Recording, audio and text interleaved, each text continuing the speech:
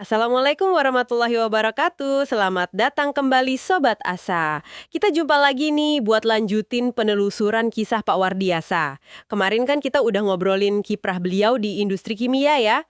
Nah sekarang kita tarik waktu mundur sedikit ke masa remaja beliau. Seru nih, lika-liku pendidikannya di Temanggung sama Magelang. Betul, kisahnya ini ada di buku Wardiasa Menjaga Asa Industri Kimia. Siap-siap ya Sobat Asa, ceritanya penuh perjuangan, tapi kita bawain santai aja. Mungkin ada sedikit, ya kelucuan juga di baliknya. Iya, masa remaja ini penting banget. Di sini kita bisa lihat gimana tantangan-tantangan itu justru ngebentuk karakter beliau. Oke, kita mulai dari tahun 1950 ya. Baru lulus sekolah rakyat, SR itu SD lah ya kalau sekarang. Pak Wardiasa muda ini didorong ayahnya, Pak Warnen, buat masuk SGB, Sekolah Guru B di Magelang. SGB ini setingkat SMP, tapi ya khusus buat jadi guru SR gitu. Nah, masalahnya umurnya kurang. Beliau kan lahir 1937, jadi gimana ya, belum cukup umur lah.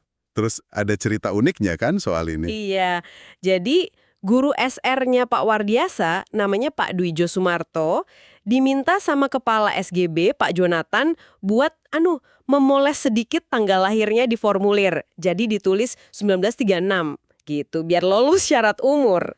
Hehe, nekat juga ya demi sekolah. SGB ini memang idola banget waktu itu. Kenapa coba? Ya karena lulusannya itu langsung jadi PNS guru SR. Biayanya juga ditanggung negara. Oh, pantesan. Terus, status guru itu, wah, terhormat sekali. Digugulan ditiru kan? Banyak juga keluarga beliau yang guru, tapi ya alasan utamanya sih pertimbangan biaya. Itu jalur yang paling realistis buat keluarga waktu itu. Sayangnya nih Sobat Asa, udah lolos syarat umur, malah gagalnya di tes kesehatan. Aduh, mimpi jadi guru kandas deh pertama kali. Kecewa berat pasti ya, lumayan berat. Tapi ayahnya, Pak Warnen, ini loh semangatnya itu loh patut diacungi jempol. Nggak mau anaknya putus sekolah. Langsung diajak naik sepeda. Dari desa ke Temanggung itu sekitar 20 kilo loh. Naik sepeda 20 kilo? Wah! Iya, buat cari sekolah lain. Padahal masa pendaftaran udah lewat. Gigih banget ya ayahnya. Dan untungnya ada bangku kosong di SMPN Temanggung. Diterima akhirnya. Nah, karena rumahnya jauh, jadilah Pak Wardiasa ini ngenger. Ngenger itu numpang ya? Di rumah Bu Sosro, kalau nggak salah. Mantan atasan ayahnya. Betul. Tapi ngenger ini bukan kayak anak kos zaman sekarang yang bebas gitu.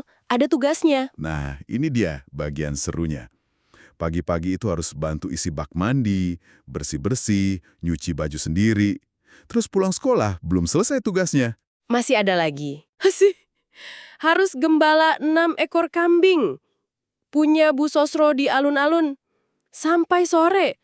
Coba bayangin, anak SMP gembala kambing di alun-alun kota. Hahaha, iya kebayang sih. Pasti capek banget itu. Pulang sekolah bukannya istirahat atau belajar ya? Akibatnya ya gitu, malam sering ketiduran, nggak sempat belajar. Nilai semester 1, ya anjlok. Situasi yang sulit ya.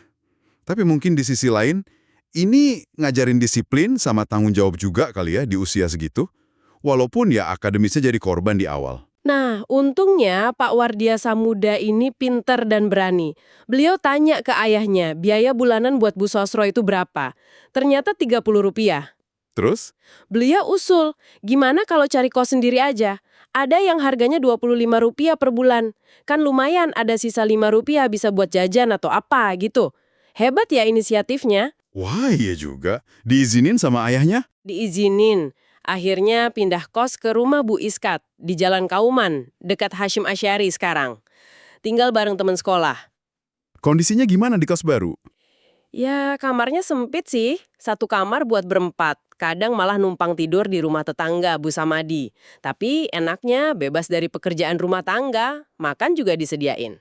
Nah, itu dia. Jadi bisa fokus belajar kan akhirnya? Betul. Siang malam bisa belajar. Hasilnya langsung kelihatan. Nilainya naik drastis. Dan akhirnya lulus SMP tahun 1953 dengan nilai yang lumayan bagus. Alhamdulillah ya, perjuangannya ada hasil. Tapi cerita jadi guru belum selesai kan? Belum. Ayahnya ini kayaknya masih penasaran banget anaknya jadi guru. Lulus SMP, diajak lagi daftar sekolah guru. Kali ini SGA, Sekolah Guru Atas, di Semarang. Setingkat SMA lah ini. Jaminan pemerintah juga ya kalau lulus SGA? Iya, sama kayak SGB. Tapi ya ampun, gagal lagi. Loh, gagal lagi. Kenapa lagi kali ini? Sama persis, tes kesehatan lagi. Aduh, beliau sendiri bilang saya merasa sehat, tapi mungkin dianggap kurang prima. Kekecewaan kedua kalinya ini. Wah, kok bisa ya? Gagal 2 kali karena alasan yang sama persis. Itu pasti berat banget sih buat beliau dan ayahnya. Mentalnya pasti diuji banget. Akhirnya, ya udah lupakan sekolah guru. Pilihan berikutnya jatuh ke SMA Negeri di Magelang. Waktu itu satu-satunya SMA Negeri di Karesidenan Kedu. Karesidenan Kedu itu wilayah administratif zaman dulu ya. Di SMA ini semangatnya tumbuh lagi ya? Banget. Belajar giat dia. Terutama suka sama matematika, kimia, terus goniometri. Itu loh yang hitung-hitungan sudut segitiga gitu. Terus ada inspirasi baru juga. Apa tuh inspirasinya? Presiden Soekarno. Kan insinyur lulusan ITB. Jadi beliau mulai kepikiran, wah kayaknya keren nih jadi insinyur. Cita-cita baru muncul. Nah ini menarik. Dari kekecewaan, malah nemu arah baru menunjukkan kemampuan adaptasi ya. Dan kerja kerasnya di SMA ini membuahkan hasil. Lulus tahun 1956 dengan nilai wah sangat baik. Siap banget buat kuliah. Tujuannya jelas, ITB. Ke Bandung dong berarti ya? Rencananya gitu. Tapi, ada tapinya lagi nih. Kendala bahasa. Ternyata sebagian kuliah di ITB waktu itu masih pakai bahasa Belanda. Lah, beliau nggak bisa. Oh gitu ya. Zaman segitu memang masih ada ya sisa-sisa bahasa Belanda di perkuliahan. Terus gimana dong? Ya, puter haluan lagi. Pilih UGM aja di Yogyakarta. Lebih dekat juga kan dari Temanggung. Pilih fakultas apa di UGM? Teknik juga, ngejar cita-cita insinyur. Justru itu uniknya. Beliau malah pilih fakultas kedokteran. Beda lagi kan arahnya? Wah, dari guru ke insinyur terus ke dokter, bener-bener lika-liku ya. Yang menarik lagi, sikap ayahnya. Pak Warnen kan udah pensiun tuh. Kali ini beliau nggak maksa lagi soal jurusan pendidikan. Mungkin udah ya legawa gitu. Atau mungkin takut kecewa ketiga kalinya kali ya. Bisa jadi, bisa jadi.